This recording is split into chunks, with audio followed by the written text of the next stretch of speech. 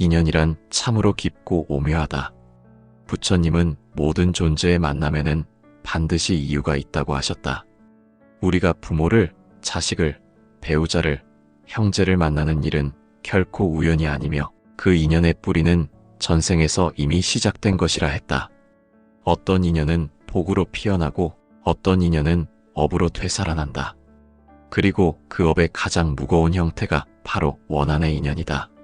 전생에서 미움과 탐욕, 분노로 얽힌 인연은 시간이 아무리 흘러도 사라지지 않는다. 그 인연은 다시 태어나 우리 곁으로 찾아온다. 그것이 가족의 모습일 수도 있고 가장 가까운 사람의 얼굴일 수도 있다.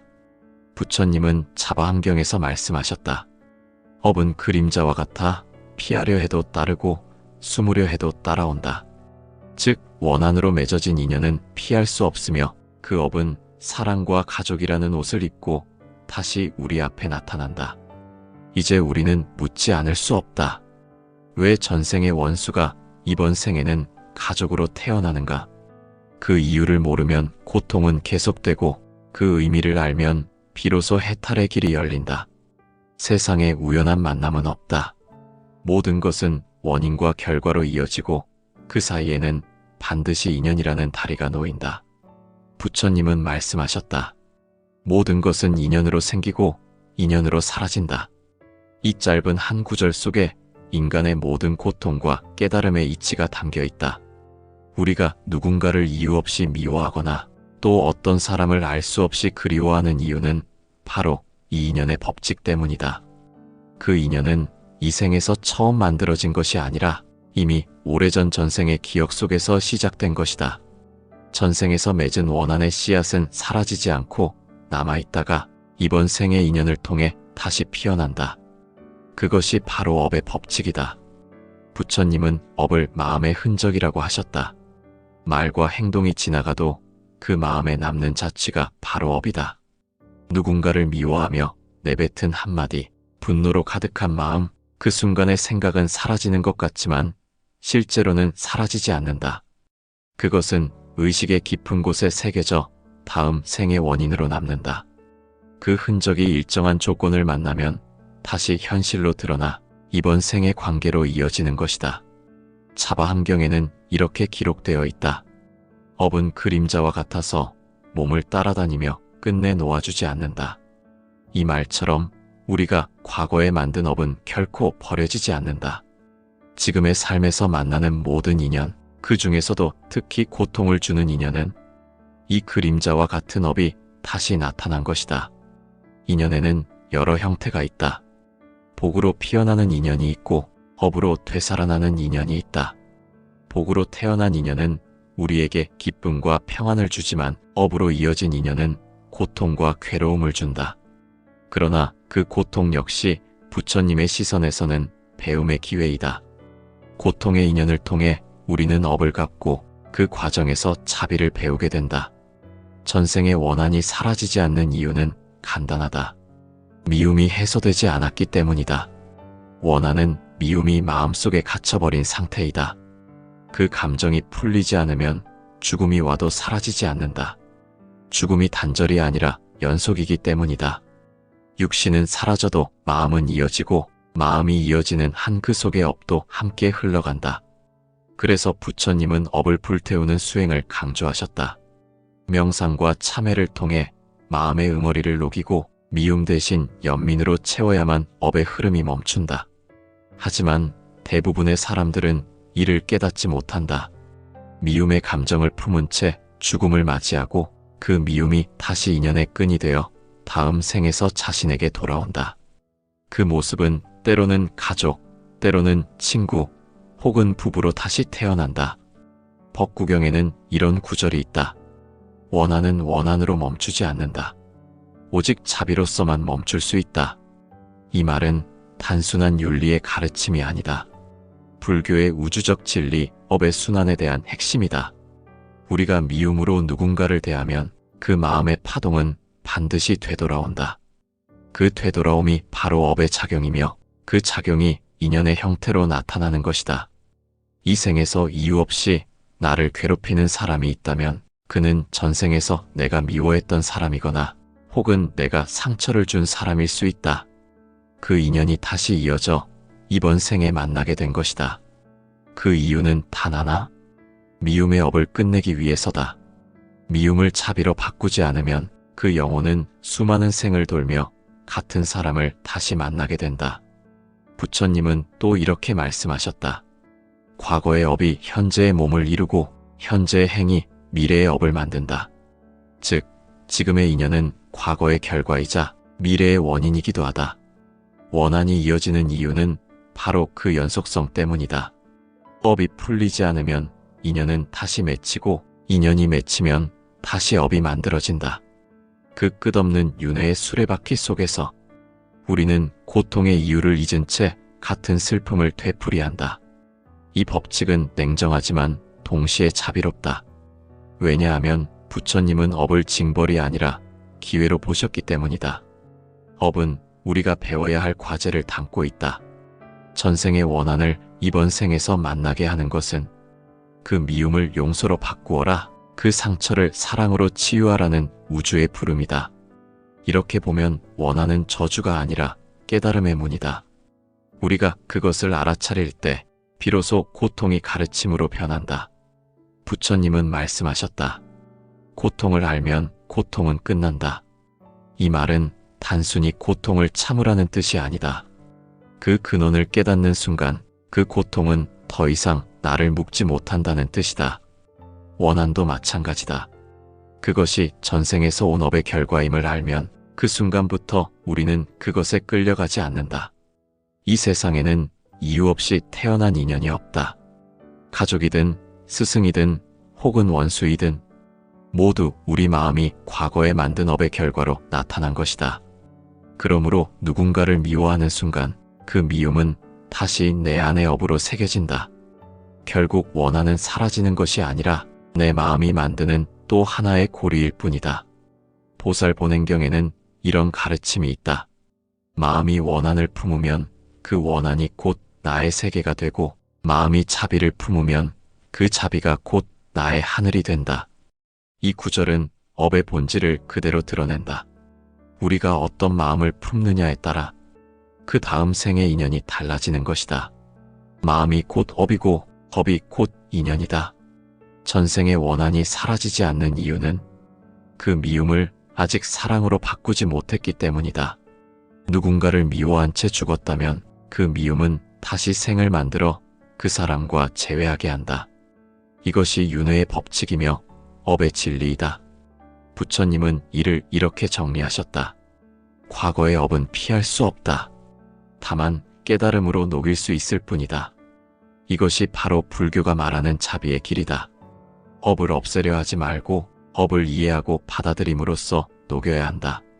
그럴 때 원한은 점차 사라지고 영혼은 비로소 가벼워진다. 우리가 원수를 가족으로 맞이하는 이유도 바로 여기에 있다. 그 인연은 벌이 아니라 배움이다.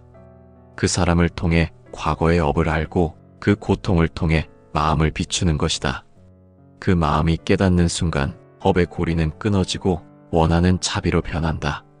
그러므로 업은 사라지지 않는 것이 아니라 우리가 깨닫지 못한 채 남아있는 것이다. 깨달음이 오면 그 업은 더 이상 우리를 묶지 못한다. 그것이 부처님이 말씀하신 업의 법칙이며 원한이 사라지지 않는 이유다. 전생의 원한은 단순한 기억이 아니다. 그것은 마음속 깊은 곳에 남아있는 미움의 흔적이다. 그 흔적은 마치 불씨와 같다. 겉으로는 꺼진 듯 보이지만 바람이 불면 언제든 다시 타오른다. 그 바람이 바로 새로운 인연이다. 부처님은 말씀하셨다. 가장 깊은 인연은 가족의 모습으로 다시 태어난다.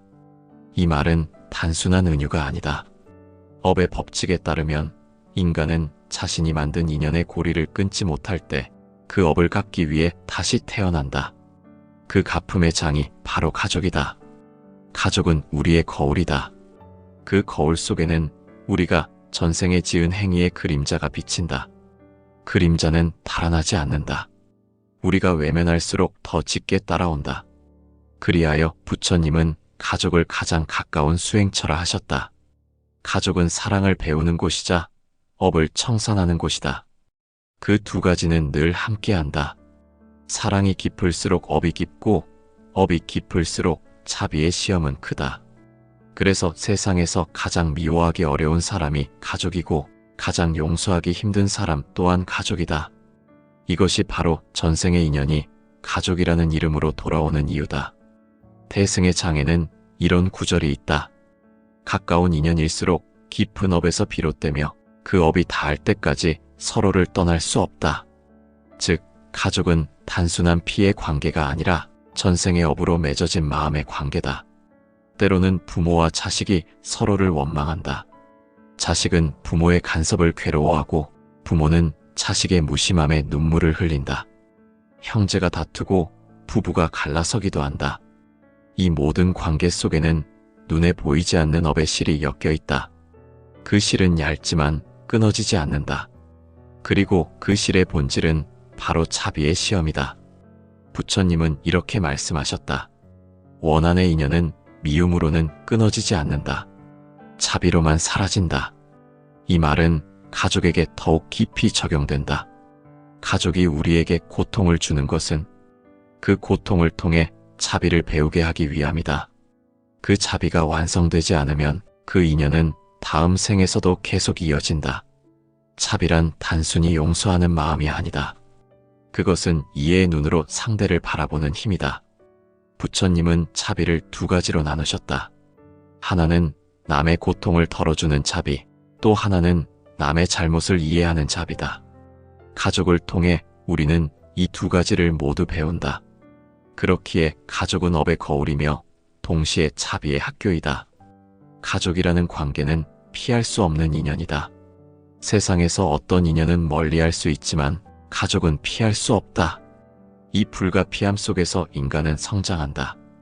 불교에서는 이를 업의 도량이라 부른다. 업을 갚지 않으면 도량은 고통이 되고 업을 자비로 녹이면 도량은 깨달음의 길이 된다. 가족 간의 갈등은 대부분 마음의 방향에서 비롯된다. 서로를 이기려 하고 이해받으려 하며 자신의 상처만 보려 할 때 업은 더 강해진다. 하지만 그 마음을 바꾸는 순간 업의 힘은 약해진다.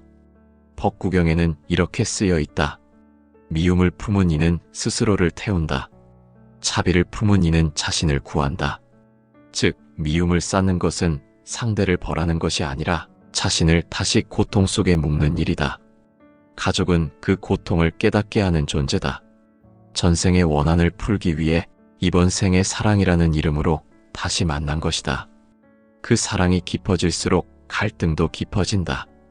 그러나 그것은 실패가 아니라 성장이다. 부처님은 말씀하셨다. 인연은 배우지 않으면 다시 온다. 즉, 깨닫지 못한 인연은 반복된다. 이것이 업의 순환이며 자비의 시험이다. 가족 안에서 업을 갚는 과정은 결코 쉽지 않다. 하지만 그 어려움 속에서 인간은 가장 큰 깨달음을 얻는다. 자비는 말로 배우는 것이 아니라 가족의 관계 속에서 부딪히며 익히는 것이다. 부모는 자식을 통해 인내를 배우고 자식은 부모를 통해 감사와 존경을 배운다. 형제는 이해를 배우고 배우자는 용서를 배운다. 이 모든 것이 자비의 연습이며 업의 청산이다. 부처님은 말씀하셨다. 가까운 자를 용서하지 못하는 자는 멀리 있는 원수도 용서하지 못한다. 이 말은 인간의 관계를 관통하는 진리다. 자비는 먼 곳에서 시작되지 않는다. 항상 가장 가까운 인연, 가장 자주 마주치는 사람에게서 시작된다. 그래서 가족은 가장 큰 자비의 시험장이 된다. 많은 사람이 원한의 인연을 두려워한다. 그러나 부처님의 가르침은 다르다. 두려워하지 말고 알아차리라고 하신다. 그 인연이 나를 시험하기 위해 온 것이 아니라 나를 깨닫게 하려 온 것임을 알면 고통은 더 이상 고통이 아니다. 그 순간부터 인연은 수행의 길로 변한다. 자비를 배운다는 것은 마음을 바꾸는 일이다. 미움을 느낄 때 그 미움의 근원을 들여다보는 것이다. 상대가 아니라 나의 마음이 문제임을 깨닫는 순간 업의 흐름은 멈춘다. 왜냐하면 업은 외부에서 오는 것이 아니라 내 마음이 만들어내는 것이기 때문이다. 능원경에는 이런 말이 있다. 마음이 고요하면 업이 사라지고 마음이 일어나면 업이 다시 생긴다. 즉, 우리가 마음을 고요히 하면 전생의 원한도 함께 사라진다. 그 고요함이 바로 자비의 시작이다. 가족이 우리에게 상처를 주는 이유는 그 상처를 통해 마음의 성숙을 배우기 위함이다. 고통은 깨달음의 문이다. 부처님은 말씀하셨다. 고통이 없는 사람은 깨닫지 못한다. 가족의 관계 속에서 고통을 피하려 하지 말고 그 안에서 배움을 찾아야 한다. 그 배움이 자비이고 그 자비가 곧 해탈의 길이다. 결국 전생의 원한이 가족으로 돌아오는 이유는 미움을 끊고 자비를 완성하기 위해서다. 자비는 단순한 덕목이 아니라 업을 녹이는 유일한 힘이다. 미움으로는 업이 멈추지 않지만 자비는 그 흐름을 끝내게 한다. 그러므로 가족은 우리의 업을 시험하는 마지막 관문이며 자비를 깨닫게 하는 가장 깊은 인연이다. 부처님은 이렇게 말씀하셨다. 가장 큰 사랑은 원수를 품는 일이다. 그 사랑이 완성될 때 업은 더 이상 우리를 얽매지 못한다. 그때 비로소 우리는 가족을 넘어선 자비를 깨닫게 된다. 그 자비는 세상 모든 인연을 하나로 묶는 힘이 된다. 가족이라는 이름으로 돌아온 업이 결국 우리를 깨닫게 하고 영혼을 자유롭게 하는 것이다. 부처님은 말씀하셨다. 마음이 곧 세상이며 세상이 곧 마음이다. 이 한마디는 인간이 짊어진 모든 고통의 근원을 비추는 거울이다. 우리가 원한을 품는 이유, 그로 인해 괴로움을 겪는 이유는 결국 외부의 사람이 아니라 내 마음 안의 미움 때문이다. 전생의 원수가 이번 생에 가족으로 태어난 것도 결국 그 마음의 시험을 통과하라는 뜻이다. 미움을 자비로, 원망을 감사로 바꾸는 순간 그 인연은 더 이상 고통이 아니라 해탈의 문이 된다. 법화경에는 이런 구절이 있다. 마음이 바뀌면 세상이 바뀐다. 마음이 미움을 놓으면 원한도 놓인다. 즉, 업은 밖에서 일어나는 일이 아니라 마음속의 미움이 만들어내는 그림자다. 그림자를 없애기 위해서는 불을 끄는 것이 아니라 빛을 켜야 한다. 그 빛이 바로 자비이고 사랑이며 지혜다. 인간은 미움을 붙잡을수록 더 고통스럽다. 하지만 이상하게도 사람은 미움을 놓지 않는다. 왜냐하면 미움이야말로 자신이 옳다고 느끼게 해주기 때문이다. 나는 상처받았다. 나는 피해자다라는 생각은 자존심의 마지막 남은 형태다. 그러나 부처님은 말씀하셨다. 상처받은 마음을 붙잡는 자는 그 상처를 계속해서 되살린다. 즉, 미움을 품는 순간 그 미움은 다시 업이 되어 돌아온다. 그렇다면 어떻게 해야 원한을 사랑으로 바꿀 수 있을까? 그 길은 멀리 있지 않다. 첫걸음은 인정이다. 이 인연이 나의 업이라는 사실을 인정하는 것이다. 상대를 탓하지 말고 그 만남의 의미를 바라보는 것이다. 그 순간 마음의 문이 조금씩 열린다. 부처님은 자비의 본질을 이해라고 하셨다. 이해하지 못한 마음은 미움을 만든다. 이해가 깊어질수록 미움은 자연히 녹는다. 마치 얼음이 햇살을 만나면 스스로 녹아내리듯 지혜의 눈으로 보면 원한은 더 이상 설 자리가 없다. 보살본행경에는 이런 말이 있다. 지혜는 칼과 같아 무명의 뿌리를 자르고 자비는 물과 같아 남은 불씨를 식힌다. 지혜는 원인을 보고 자비는 그 결과를 감싸준다. 지혜로 과거를 이해하고 자비로 현재를 품을 때 업의 흐름은 멈춘다. 많은 사람이 복수를 꿈꾼다. 그러나 복수는 원한의 불에 기름을 붓는 행위다. 부처님은 이렇게 경고하셨다. 불에 불을 더하면 타오를 뿐이다. 불을 끄려면 물을 가져와야 한다. 이 말은 단순히 도덕적인 경고가 아니다. 우주의 법칙을 설명한 것이다. 미움을 미움으로 갚으면 그 순간 업의 고리는 더 강하게 엮인다. 그러나 자비로 갚으면 그 고리는 녹는다. 사랑은 불을 식히는 물이다. 우리가 전생의 원수를 가족으로 맞이한 이유는 그 사랑을 배우기 위함이다. 사랑은 감정이 아니라 깨달음이다. 조건 없이 주는 마음, 상대를 이해하려는 마음이 바로 사랑이다. 그 사랑이 완성될 때 업은 더 이상 우리를 묶지 못한다. 능원경에서는 이렇게 말한다. 업은 마음이 일으킨 환상이며 지혜는 그 환상을 걷어내는 빛이다.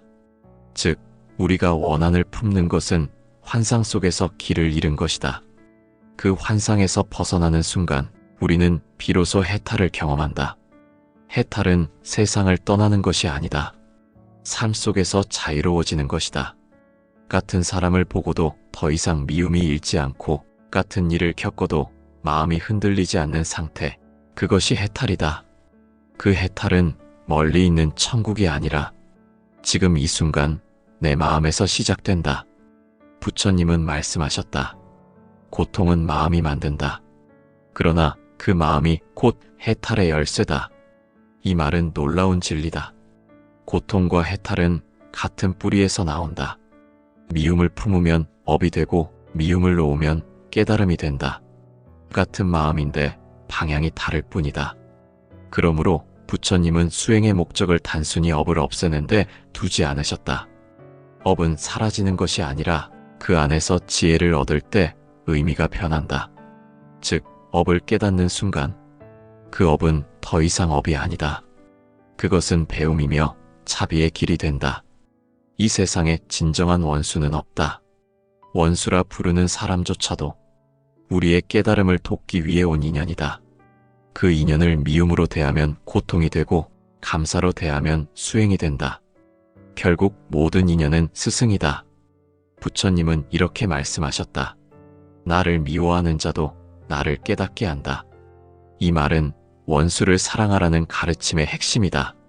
원수는 우리의 미움을 비추는 거울이기 때문이다. 우리가 마음을 바꾸면 인연도 바뀐다. 이것이 불교의 가장 심오한 진리다. 누군가를 미워하며 살아가면 그 미움은 다시 나를 묶는다. 하지만 이해와 연민의 마음으로 바라보면 그 인연은 부드럽게 풀려간다. 이것이 바로 사랑으로 업을 녹이는 길이다. 금강경은 이렇게 말한다. 지혜로운 이는 복수하지 않는다. 복수는 어둠을 남기지만 용서는 빛을 만든다. 이 말처럼 해탈의 길은 용서의 길이다. 용서는 상대를 위해서가 아니라 나 자신을 자유롭게 하기 위한 길이다. 미움을 놓는 순간 그 사람보다 내가 먼저 평화로워진다. 그 평화가 바로 해탈이다. 원한을 사랑으로 바꾸는 지혜란 결국 자기 마음을 돌이켜보는 것이다. 그 사람을 바꾸려 하지 말고 내가 그 사람을 대하는 방식을 바꾸는 것이다. 부처님은 말씀하셨다. 그대가 변하면 세상도 변한다. 이것은 단순한 격언이 아니라 모든 불법의 핵심이다. 인연의 고통을 멈추는 첫걸음은 내 안에 미움을 놓는 것이다. 해탈은 멀리 있지 않다. 그것은 미워하던 이를 이해하려는 순간에 피어난다. 그 순간 영혼은 한층 가벼워지고 인연의 고리는 느슨해진다. 이해가 깊어질수록 업은 높고 사랑이 자라날수록 고통은 사라진다. 부처님은 말씀하셨다. 마음속의 미움을 없애면 세상의 모든 전쟁이 끝난다. 이 구절은 인간의 역사뿐 아니라 개인의 삶에도 그대로 적용된다. 우리의 삶에서 가장 많은 전쟁은 마음 안에서 일어난다. 그 마음의 전쟁을 끝내는 것이 바로 해탈이다. 이제 우리는 깨닫게 된다. 전생의 원수가 이번 생에 가족으로 태어난 것은 우리를 괴롭히기 위해서가 아니라 우리의 마음을 깨우기 위해서였다는 사실을, 그 인연 속에서 미움 대신 사랑을 배우고 분노 대신 이해를 배울 때 우리의 영혼은 비로소 자유로워진다. 해탈이란 결국 사랑으로 돌아가는 길이다. 미움의 어둠을 자비의 빛으로 바꾸는 길, 그 길 위에서 우리는 더 이상 과거의 원수가 아니다. 그 사람도 나처럼 업의 길을 걷고 있으며 그도 언젠가 자비를 배워야 할 존재임을 알게 된다. 그 깨달음이 해탈이다. 마지막으로 부처님은 이렇게 말씀하셨다. 모든 인연은 사랑으로 돌아간다. 사랑이 없는 인연은 다시 태어나고 사랑으로 완성된 인연은 다시 오지 않는다. 이것이 원한을 사랑으로 바꾸는 지혜이며 윤회의 끝에서 피어나는 해탈의 꽃이다.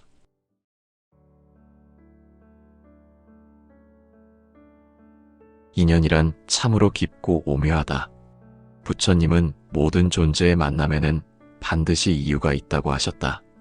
우리가 부모를, 자식을, 배우자를, 형제를 만나는 일은 결코 우연이 아니며 그 인연의 뿌리는 전생에서 이미 시작된 것이라 했다. 어떤 인연은 복으로 피어나고 어떤 인연은 업으로 되살아난다. 그리고 그 업의 가장 무거운 형태가 바로 원한의 인연이다. 전생에서 미움과 탐욕, 분노로 얽힌 인연은 시간이 아무리 흘러도 사라지지 않는다. 그 인연은 다시 태어나 우리 곁으로 찾아온다. 그것이 가족의 모습일 수도 있고 가장 가까운 사람의 얼굴일 수도 있다. 부처님은 자바함경에서 말씀하셨다. 업은 그림자와 같아 피하려 해도 따르고 숨으려 해도 따라온다. 즉 원한으로 맺어진 인연은 피할 수 없으며 그 업은 사랑과 가족이라는 옷을 입고 다시 우리 앞에 나타난다. 이제 우리는 묻지 않을 수 없다. 왜 전생의 원수가 이번 생에는 가족으로 태어나는가? 그 이유를 모르면 고통은 계속되고 그 의미를 알면 비로소 해탈의 길이 열린다. 세상에 우연한 만남은 없다. 모든 것은 원인과 결과로 이어지고 그 사이에는 반드시 인연이라는 다리가 놓인다. 부처님은 말씀하셨다. 모든 것은 인연으로 생기고 인연으로 사라진다. 이 짧은 한 구절 속에 인간의 모든 고통과 깨달음의 이치가 담겨 있다. 우리가 누군가를 이유 없이 미워하거나 또 어떤 사람을 알 수 없이 그리워하는 이유는 바로 이 인연의 법칙 때문이다. 그 인연은 이 생에서 처음 만들어진 것이 아니라 이미 오래전 전생의 기억 속에서 시작된 것이다. 전생에서 맺은 원한의 씨앗은 사라지지 않고 남아있다가 이번 생의 인연을 통해 다시 피어난다. 그것이 바로 업의 법칙이다. 부처님은 업을 마음의 흔적이라고 하셨다. 말과 행동이 지나가도 그 마음에 남는 자취가 바로 업이다. 누군가를 미워하며 내뱉은 한마디, 분노로 가득한 마음, 그 순간의 생각은 사라지는 것 같지만 실제로는 사라지지 않는다. 그것은 의식의 깊은 곳에 새겨져 다음 생의 원인으로 남는다. 그 흔적이 일정한 조건을 만나면 다시 현실로 드러나 이번 생의 관계로 이어지는 것이다. 자바함경에는 이렇게 기록되어 있다. 업은 그림자와 같아서 몸을 따라다니며 끝내 놓아주지 않는다. 이 말처럼 우리가 과거에 만든 업은 결코 버려지지 않는다. 지금의 삶에서 만나는 모든 인연, 그 중에서도 특히 고통을 주는 인연은 이 그림자와 같은 업이 다시 나타난 것이다. 인연에는 여러 형태가 있다. 복으로 피어나는 인연이 있고 업으로 되살아나는 인연이 있다. 복으로 태어난 인연은 우리에게 기쁨과 평안을 주지만 업으로 이어진 인연은 고통과 괴로움을 준다. 그러나 그 고통 역시 부처님의 시선에서는 배움의 기회이다. 고통의 인연을 통해 우리는 업을 갚고 그 과정에서 자비를 배우게 된다. 전생의 원한이 사라지지 않는 이유는 간단하다. 미움이 해소되지 않았기 때문이다. 원한은 미움이 마음속에 갇혀버린 상태이다. 그 감정이 풀리지 않으면 죽음이 와도 사라지지 않는다. 죽음이 단절이 아니라 연속이기 때문이다. 육신은 사라져도 마음은 이어지고 마음이 이어지는 한 그 속의 업도 함께 흘러간다. 그래서 부처님은 업을 불태우는 수행을 강조하셨다. 명상과 참회를 통해 마음의 응어리를 녹이고 미움 대신 연민으로 채워야만 업의 흐름이 멈춘다. 하지만 대부분의 사람들은 이를 깨닫지 못한다. 미움의 감정을 품은 채 죽음을 맞이하고 그 미움이 다시 인연의 끈이 되어 다음 생에서 자신에게 돌아온다. 그 모습은 때로는 가족, 때로는 친구, 혹은 부부로 다시 태어난다. 법구경에는 이런 구절이 있다. 원한은 원한으로 멈추지 않는다. 오직 자비로서만 멈출 수 있다. 이 말은 단순한 윤리의 가르침이 아니다. 불교의 우주적 진리, 업의 순환에 대한 핵심이다. 우리가 미움으로 누군가를 대하면 그 마음의 파동은 반드시 되돌아온다. 그 되돌아옴이 바로 업의 작용이며 그 작용이 인연의 형태로 나타나는 것이다. 이 생에서 이유 없이 나를 괴롭히는 사람이 있다면 그는 전생에서 내가 미워했던 사람이거나 혹은 내가 상처를 준 사람일 수 있다. 그 인연이 다시 이어져 이번 생에 만나게 된 것이다. 그 이유는 단 하나, 미움의 업을 끝내기 위해서다. 미움을 자비로 바꾸지 않으면 그 영혼은 수많은 생을 돌며 같은 사람을 다시 만나게 된다. 부처님은 또 이렇게 말씀하셨다.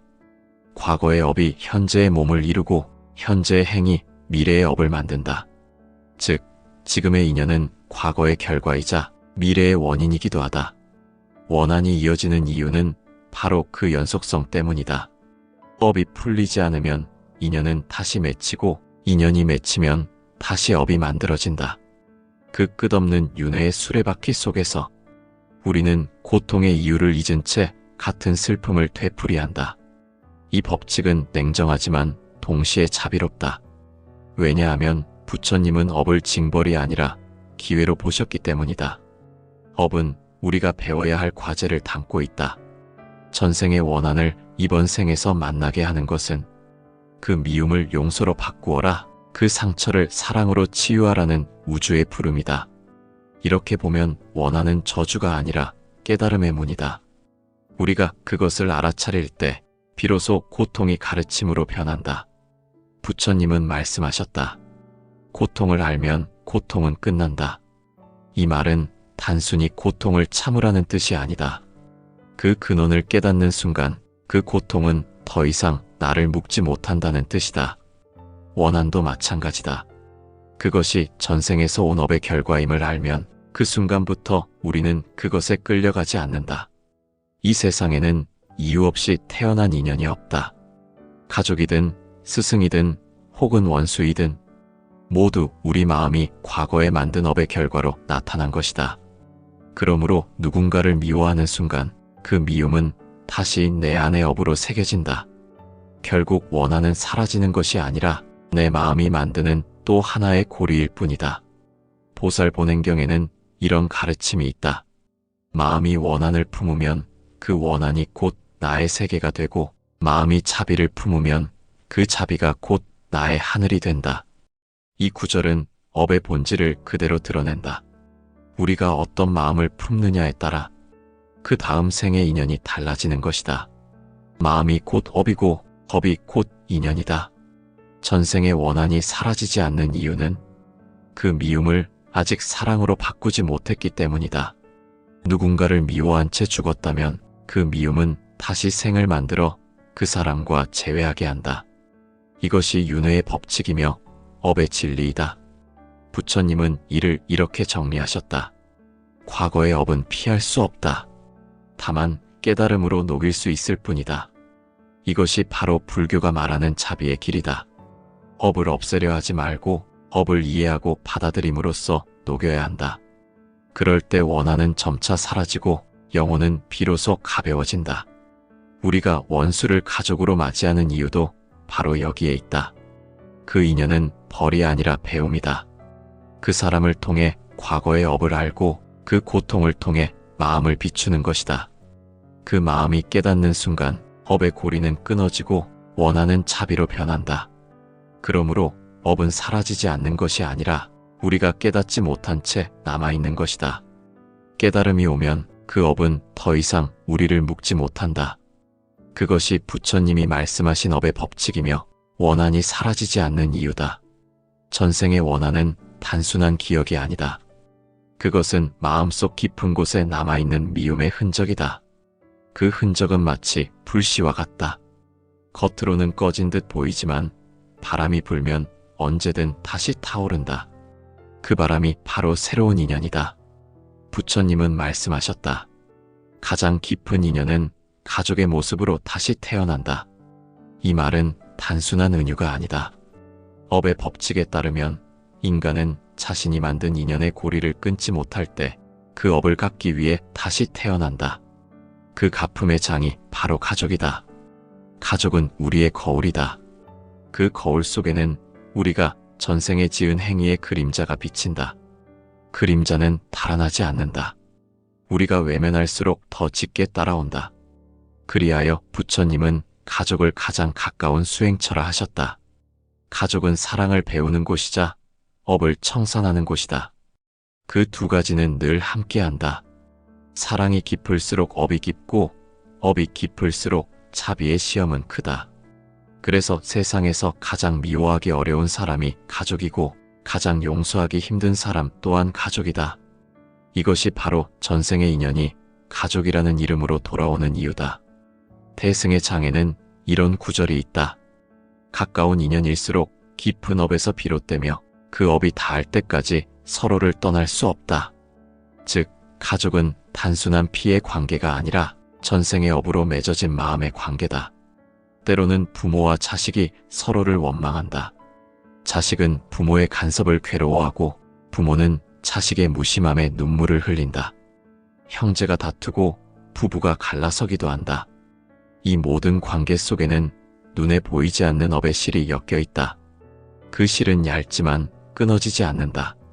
그리고 그 실의 본질은 바로 자비의 시험이다. 부처님은 이렇게 말씀하셨다. 원한의 인연은 미움으로는 끊어지지 않는다. 자비로만 사라진다. 이 말은 가족에게 더욱 깊이 적용된다. 가족이 우리에게 고통을 주는 것은 그 고통을 통해 자비를 배우게 하기 위함이다. 그 자비가 완성되지 않으면 그 인연은 다음 생에서도 계속 이어진다. 자비란 단순히 용서하는 마음이 아니다. 그것은 이해의 눈으로 상대를 바라보는 힘이다. 부처님은 자비를 두 가지로 나누셨다. 하나는 남의 고통을 덜어주는 자비, 또 하나는 남의 잘못을 이해하는 자비다. 가족을 통해 우리는 이 두 가지를 모두 배운다. 그렇기에 가족은 업의 거울이며 동시에 자비의 학교이다. 가족이라는 관계는 피할 수 없는 인연이다. 세상에서 어떤 인연은 멀리할 수 있지만 가족은 피할 수 없다. 이 불가피함 속에서 인간은 성장한다. 불교에서는 이를 업의 도량이라 부른다. 업을 갚지 않으면 도량은 고통이 되고 업을 자비로 녹이면 도량은 깨달음의 길이 된다. 가족 간의 갈등은 대부분 마음의 방향에서 비롯된다. 서로를 이기려 하고 이해받으려 하며 자신의 상처만 보려 할 때 업은 더 강해진다. 하지만 그 마음을 바꾸는 순간 업의 힘은 약해진다. 법구경에는 이렇게 쓰여 있다. 미움을 품은 이는 스스로를 태운다. 자비를 품은 이는 자신을 구한다. 즉, 미움을 쌓는 것은 상대를 벌하는 것이 아니라 자신을 다시 고통 속에 묶는 일이다. 가족은 그 고통을 깨닫게 하는 존재다. 전생의 원한을 풀기 위해 이번 생의 사랑이라는 이름으로 다시 만난 것이다. 그 사랑이 깊어질수록 갈등도 깊어진다. 그러나 그것은 실패가 아니라 성장이다. 부처님은 말씀하셨다. 인연은 배우지 않으면 다시 온다. 즉, 깨닫지 못한 인연은 반복된다. 이것이 업의 순환이며 자비의 시험이다. 가족 안에서 업을 갚는 과정은 결코 쉽지 않다. 하지만 그 어려움 속에서 인간은 가장 큰 깨달음을 얻는다. 자비는 말로 배우는 것이 아니라 가족의 관계 속에서 부딪히며 익히는 것이다. 부모는 자식을 통해 인내를 배우고 자식은 부모를 통해 감사와 존경을 배운다. 형제는 이해를 배우고 배우자는 용서를 배운다. 이 모든 것이 자비의 연습이며 업의 청산이다. 부처님은 말씀하셨다. 가까운 자를 용서하지 못하는 자는 멀리 있는 원수도 용서하지 못한다. 이 말은 인간의 관계를 관통하는 진리다. 자비는 먼 곳에서 시작되지 않는다. 항상 가장 가까운 인연, 가장 자주 마주치는 사람에게서 시작된다. 그래서 가족은 가장 큰 자비의 시험장이 된다. 많은 사람이 원한의 인연을 두려워한다. 그러나 부처님의 가르침은 다르다. 두려워하지 말고 알아차리라고 하신다.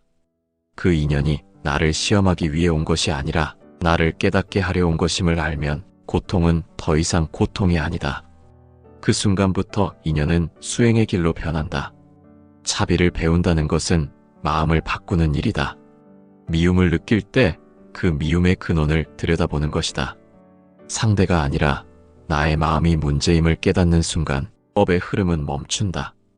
왜냐하면 업은 외부에서 오는 것이 아니라 내 마음이 만들어내는 것이기 때문이다. 능원경에는 이런 말이 있다. 마음이 고요하면 업이 사라지고 마음이 일어나면 업이 다시 생긴다. 즉, 우리가 마음을 고요히 하면 전생의 원한도 함께 사라진다. 그 고요함이 바로 자비의 시작이다. 가족이 우리에게 상처를 주는 이유는 그 상처를 통해 마음의 성숙을 배우기 위함이다. 고통은 깨달음의 문이다. 부처님은 말씀하셨다. 고통이 없는 사람은 깨닫지 못한다. 가족의 관계 속에서 고통을 피하려 하지 말고 그 안에서 배움을 찾아야 한다. 그 배움이 자비이고 그 자비가 곧 해탈의 길이다. 결국 전생의 원한이 가족으로 돌아오는 이유는 미움을 끊고 자비를 완성하기 위해서다. 자비는 단순한 덕목이 아니라 업을 녹이는 유일한 힘이다. 미움으로는 업이 멈추지 않지만 자비는 그 흐름을 끝내게 한다. 그러므로 가족은 우리의 업을 시험하는 마지막 관문이며 자비를 깨닫게 하는 가장 깊은 인연이다. 부처님은 이렇게 말씀하셨다. 가장 큰 사랑은 원수를 품는 일이다. 그 사랑이 완성될 때 업은 더 이상 우리를 얽매지 못한다. 그때 비로소 우리는 가족을 넘어선 자비를 깨닫게 된다. 그 자비는 세상 모든 인연을 하나로 묶는 힘이 된다. 가족이라는 이름으로 돌아온 업이 결국 우리를 깨닫게 하고 영혼을 자유롭게 하는 것이다. 부처님은 말씀하셨다. 마음이 곧 세상이며 세상이 곧 마음이다. 이 한마디는 인간이 짊어진 모든 고통의 근원을 비추는 거울이다. 우리가 원한을 품는 이유, 그로 인해 괴로움을 겪는 이유는 결국 외부의 사람이 아니라 내 마음 안의 미움 때문이다. 전생의 원수가 이번 생에 가족으로 태어난 것도 결국 그 마음의 시험을 통과하라는 뜻이다. 미움을 자비로, 원망을 감사로 바꾸는 순간 그 인연은 더 이상 고통이 아니라 해탈의 문이 된다. 법화경에는 이런 구절이 있다. 마음이 바뀌면 세상이 바뀐다. 마음이 미움을 놓으면 원한도 놓인다. 즉, 업은 밖에서 일어나는 일이 아니라 마음속에 미움이 만들어내는 그림자다. 그림자를 없애기 위해서는 불을 끄는 것이 아니라 빛을 켜야 한다. 그 빛이 바로 자비이고 사랑이며 지혜다. 인간은 미움을 붙잡을수록 더 고통스럽다. 하지만 이상하게도 사람은 미움을 놓지 않는다.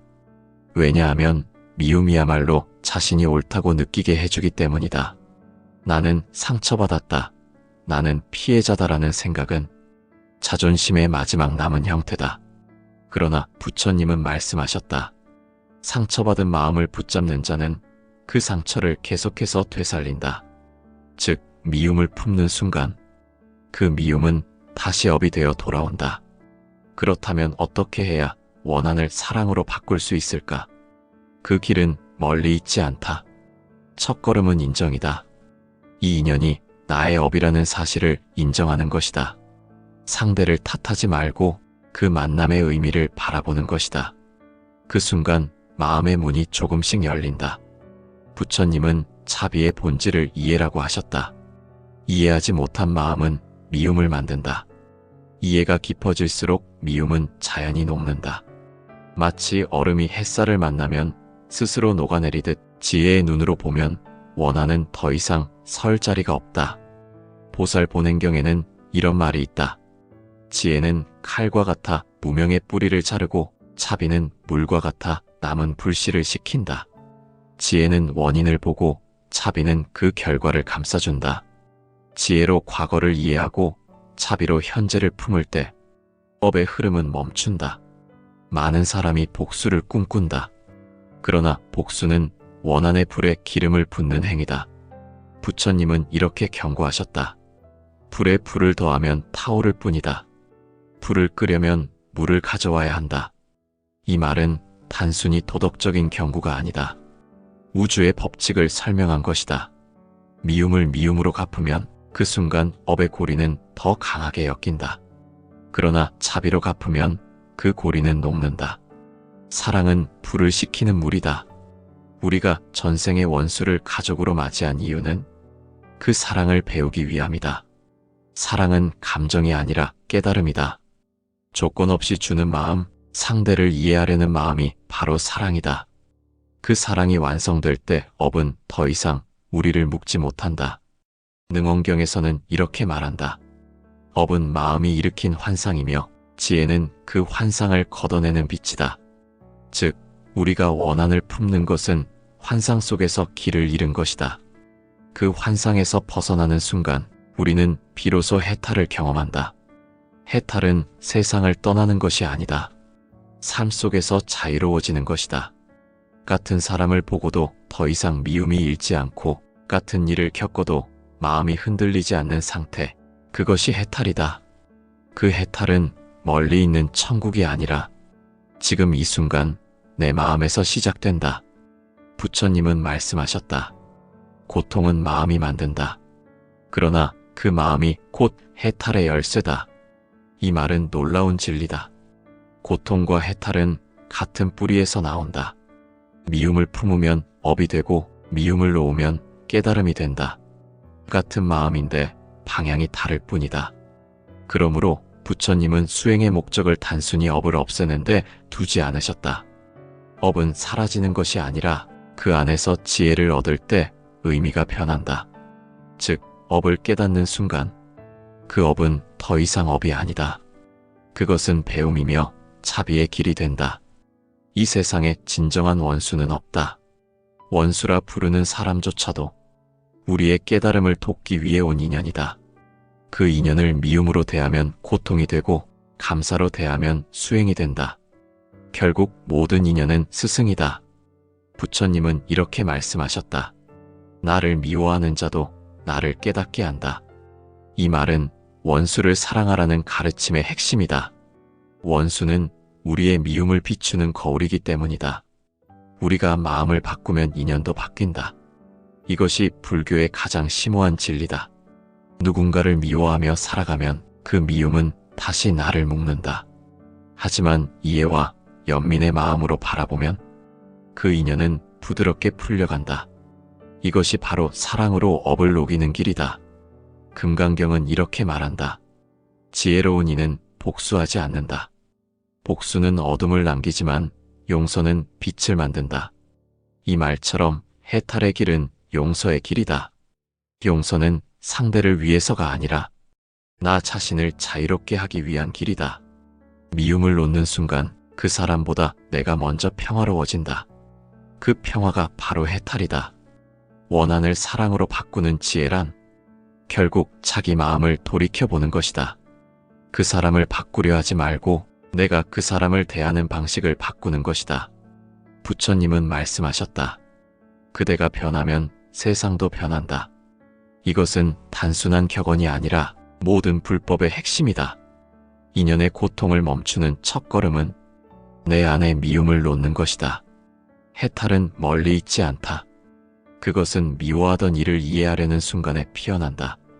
그 순간 영혼은 한층 가벼워지고 인연의 고리는 느슨해진다. 이해가 깊어질수록 업은 높고 사랑이 자라날수록 고통은 사라진다. 부처님은 말씀하셨다. 마음속의 미움을 없애면 세상의 모든 전쟁이 끝난다. 이 구절은 인간의 역사뿐 아니라 개인의 삶에도 그대로 적용된다. 우리의 삶에서 가장 많은 전쟁은 마음 안에서 일어난다. 그 마음의 전쟁을 끝내는 것이 바로 해탈이다. 이제 우리는 깨닫게 된다. 전생의 원수가 이번 생에 가족으로 태어난 것은 우리를 괴롭히기 위해서가 아니라 우리의 마음을 깨우기 위해서였다는 사실을. 그 인연 속에서 미움 대신 사랑을 배우고 분노 대신 이해를 배울 때 우리의 영혼은 비로소 자유로워진다. 해탈이란 결국 사랑으로 돌아가는 길이다. 미움의 어둠을 자비의 빛으로 바꾸는 길, 그 길 위에서 우리는 더 이상 과거의 원수가 아니다. 그 사람도 나처럼 업의 길을 걷고 있으며 그도 언젠가 자비를 배워야 할 존재임을 알게 된다. 그 깨달음이 해탈이다. 마지막으로 부처님은 이렇게 말씀하셨다. 모든 인연은 사랑으로 돌아간다. 사랑이 없는 인연은 다시 태어나고 사랑으로 완성된 인연은 다시 오지 않는다. 이것이 원한을 사랑으로 바꾸는 지혜이며 윤회의 끝에서 피어나는 해탈의 꽃이다.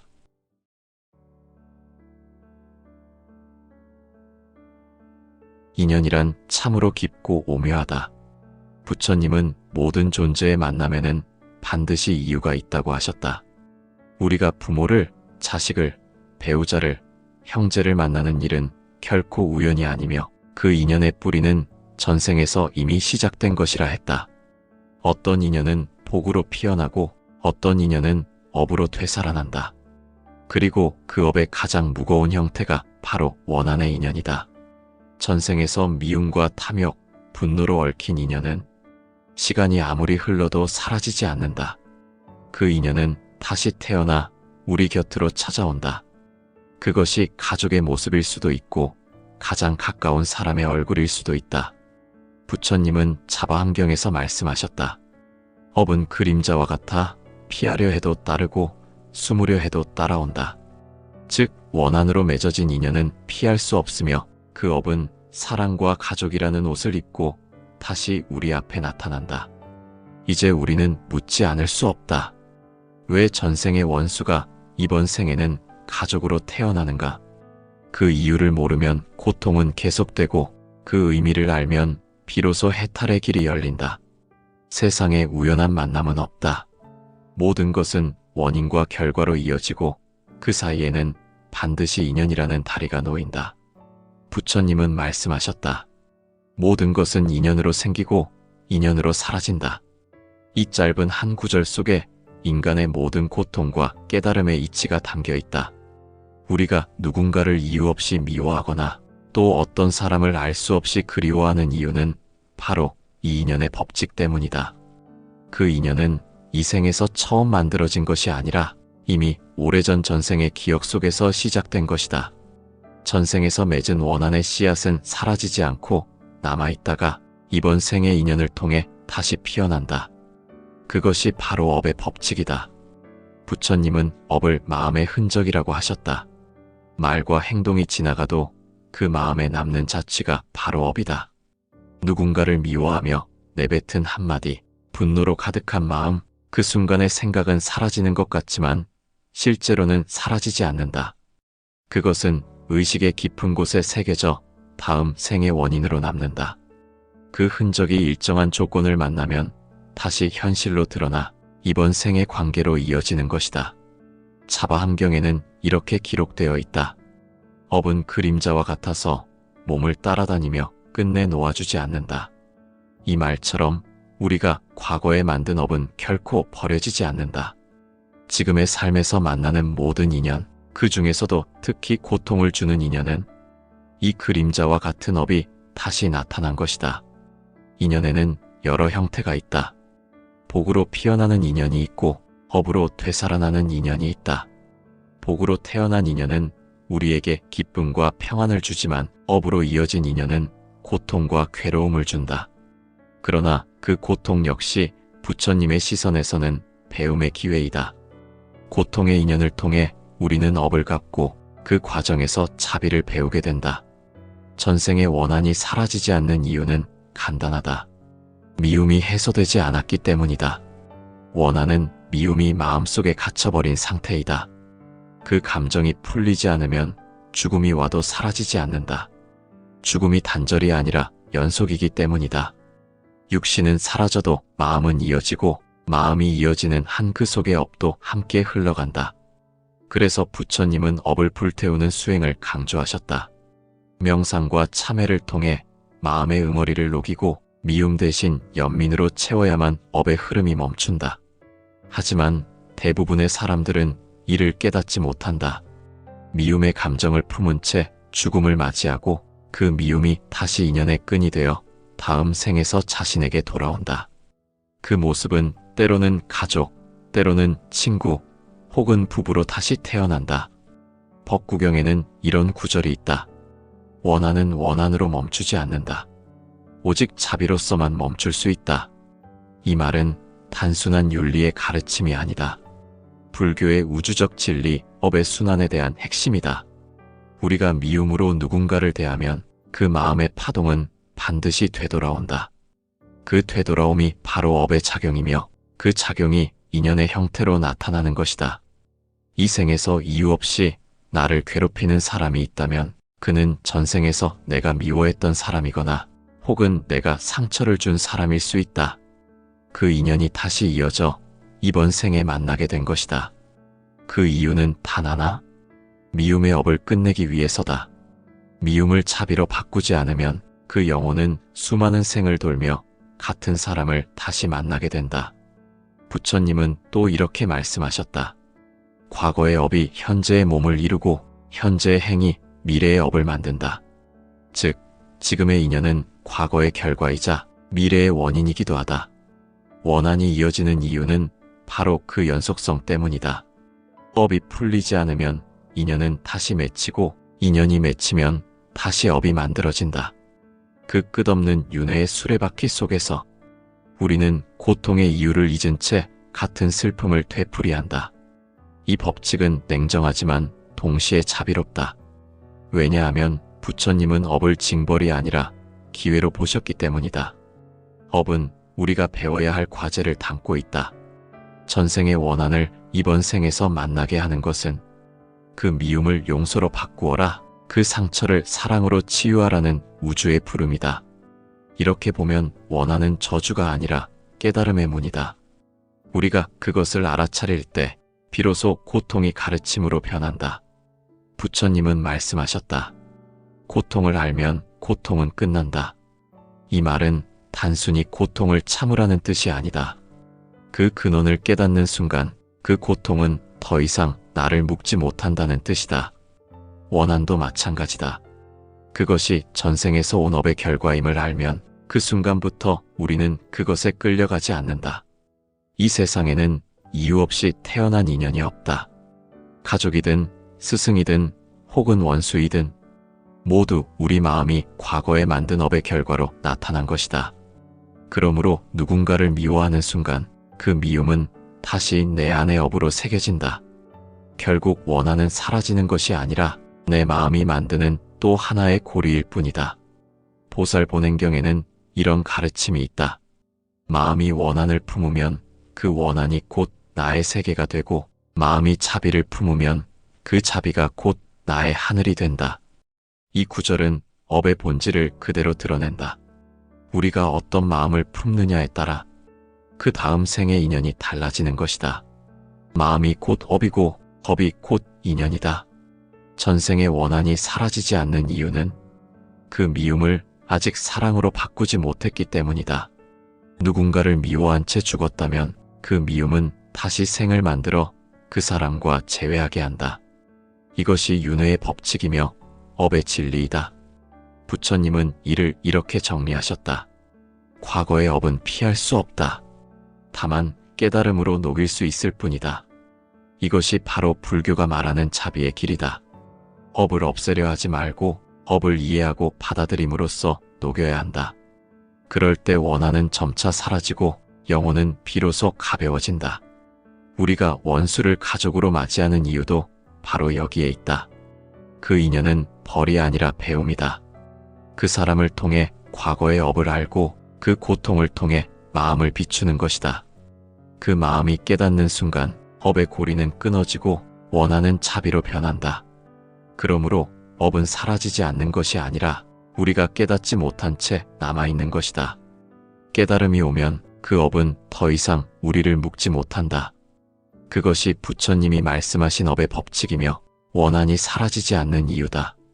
전생의 원한은 단순한 기억이 아니다.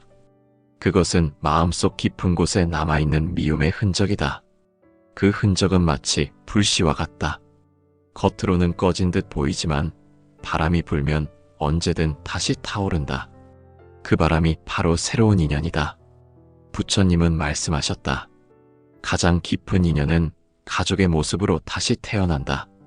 이 말은 단순한 은유가 아니다. 업의 법칙에 따르면 인간은 자신이 만든 인연의 고리를 끊지 못할 때 그 업을 갚기 위해 다시 태어난다. 그 갚음의 장이 바로 가족이다. 가족은 우리의 거울이다. 그 거울 속에는 우리가 전생에 지은 행위의 그림자가 비친다. 그림자는 달아나지 않는다. 우리가 외면할수록 더 짙게 따라온다.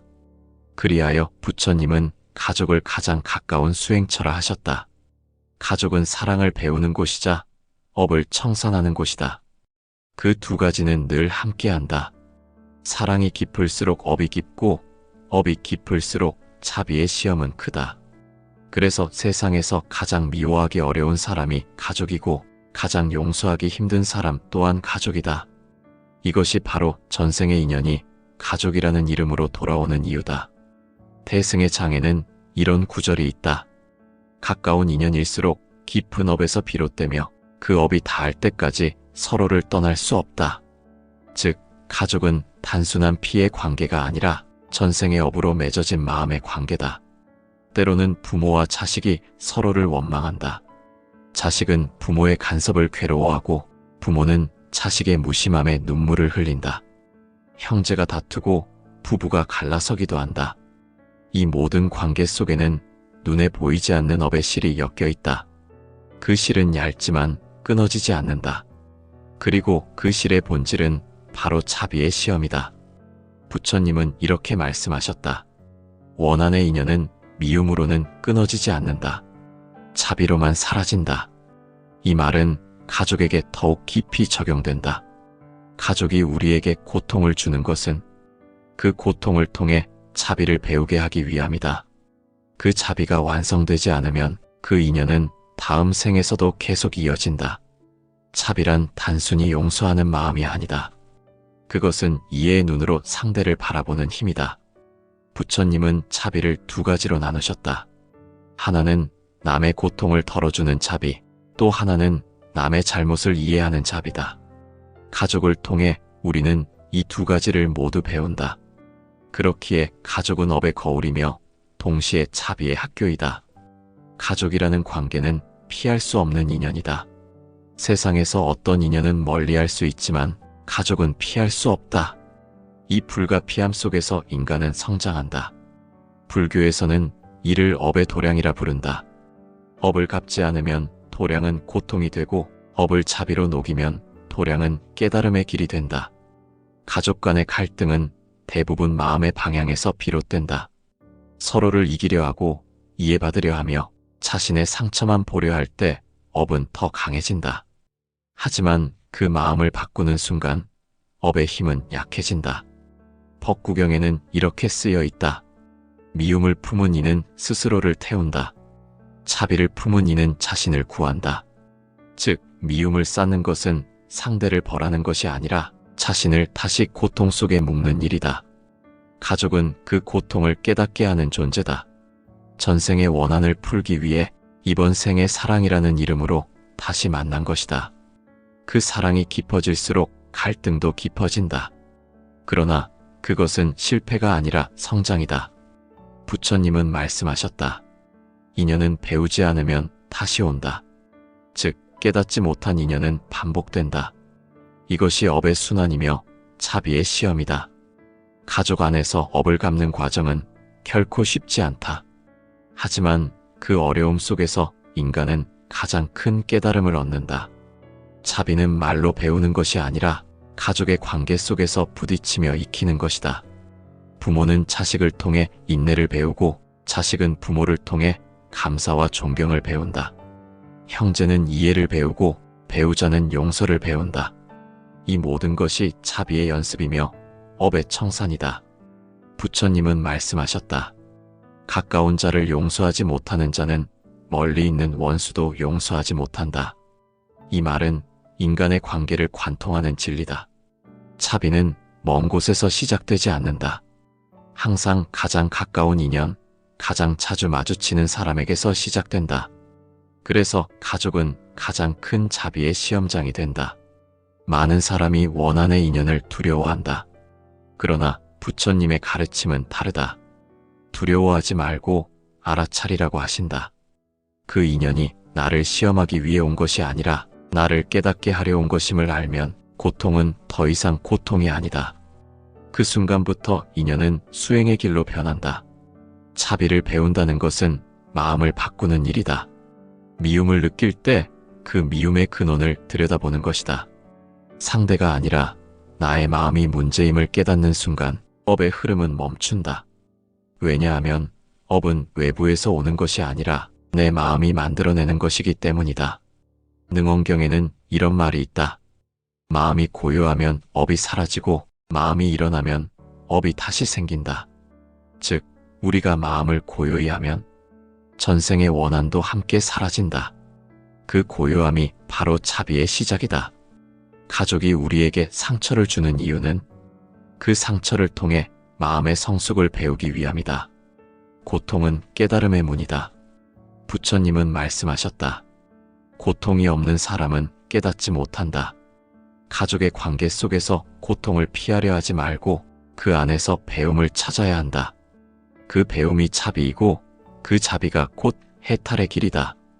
결국 전생의 원한이 가족으로 돌아오는 이유는 미움을 끊고 자비를 완성하기 위해서다.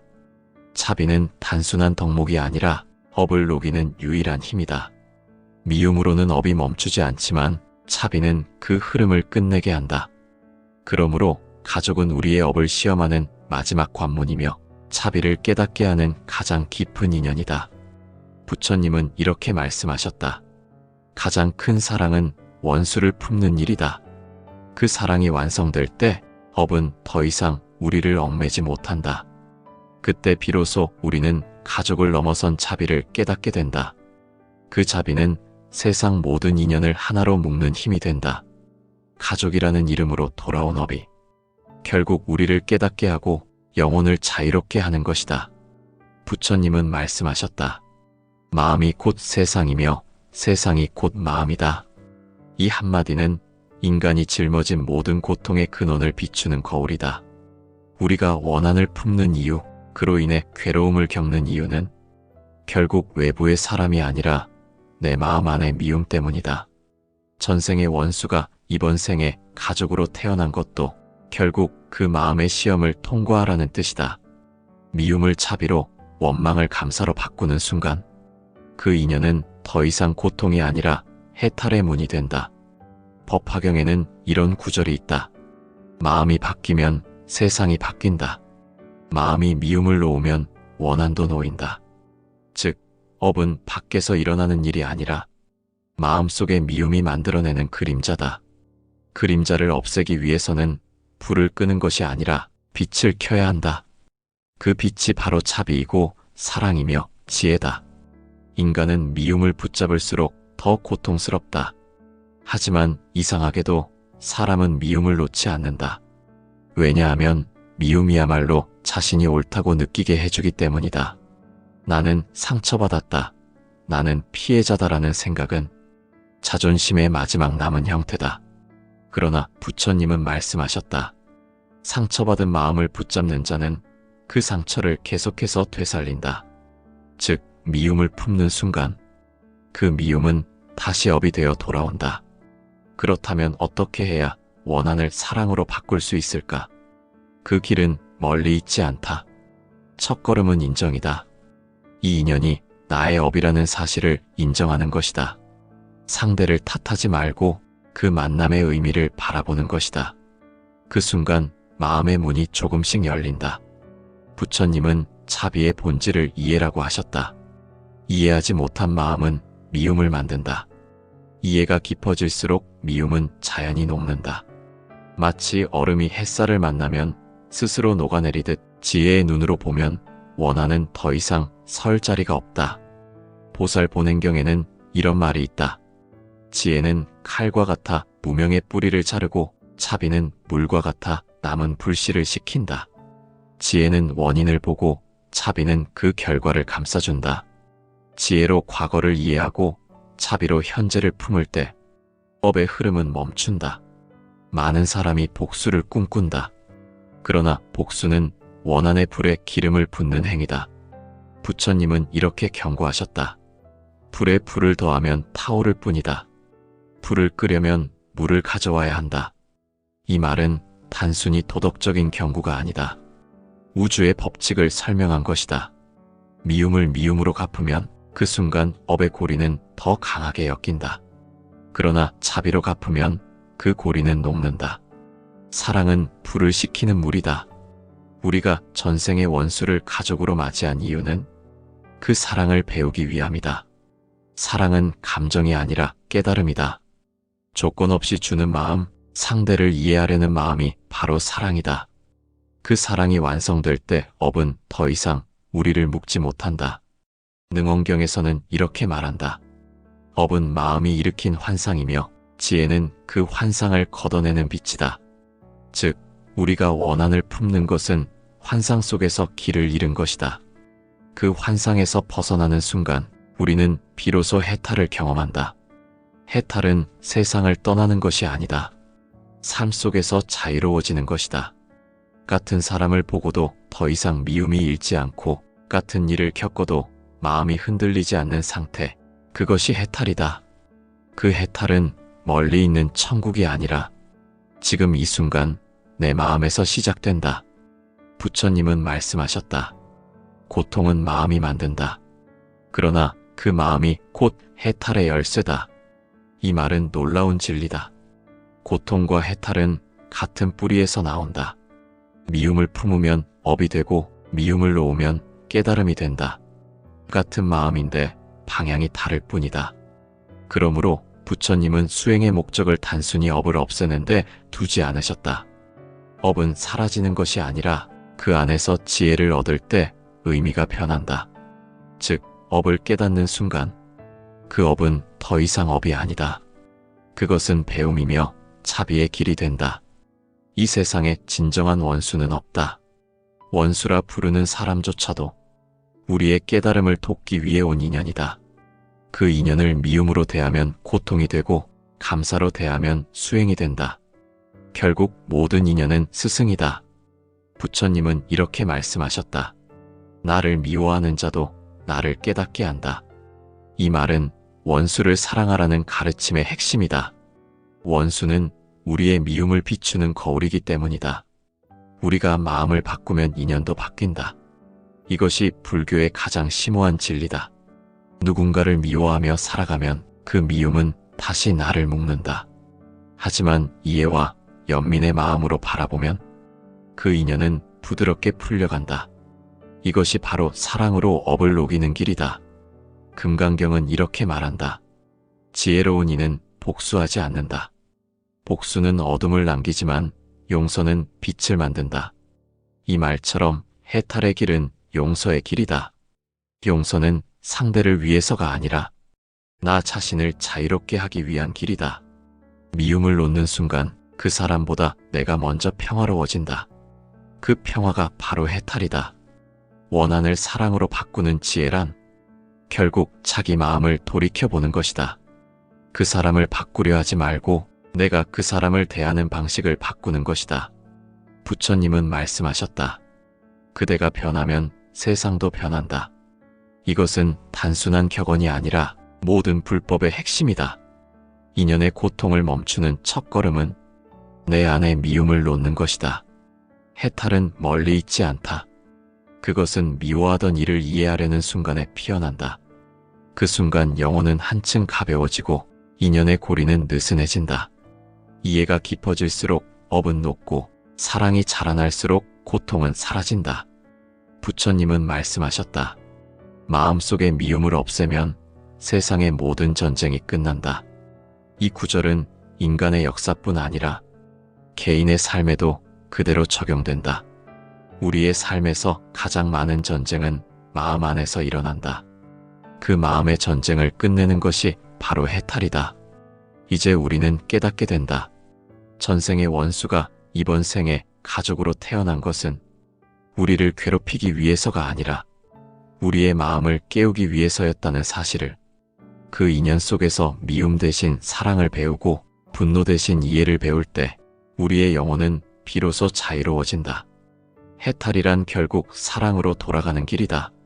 미움의 어둠을 자비의 빛으로 바꾸는 길, 그 길 위에서 우리는 더 이상 과거의 원수가 아니다. 그 사람도 나처럼 업의 길을 걷고 있으며 그도 언젠가 자비를 배워야 할 존재임을 알게 된다. 그 깨달음이 해탈이다. 마지막으로 부처님은 이렇게 말씀하셨다. 모든 인연은 사랑으로 돌아간다. 사랑이 없는 인연은 다시 태어나고 사랑으로 완성된 인연은 다시 오지 않는다. 이것이 원한을 사랑으로 바꾸는 지혜이며 윤회의 끝에서 피어나는 해탈의 꽃이다.